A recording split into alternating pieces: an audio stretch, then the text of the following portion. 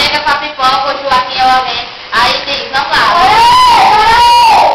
Aí fica alguém no computador. Aí fulano assim, tá fazendo o quê? Aí eu quero ver essa história. Aí começa. Como foi essa história? Como foi?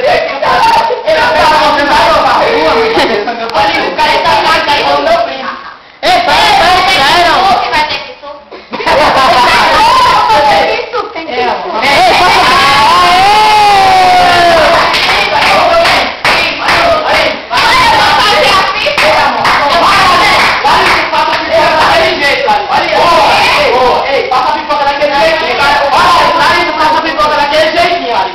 Do jeito que eu gosto!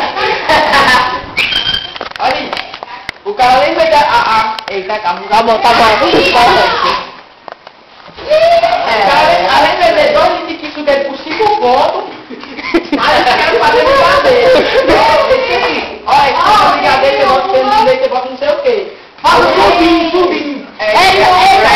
Eca, mexe o mouse. Mexe o mouse.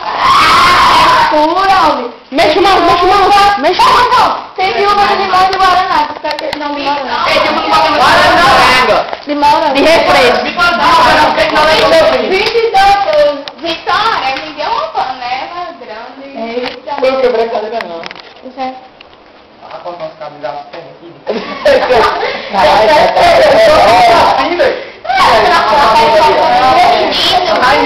Ó, tá gravando.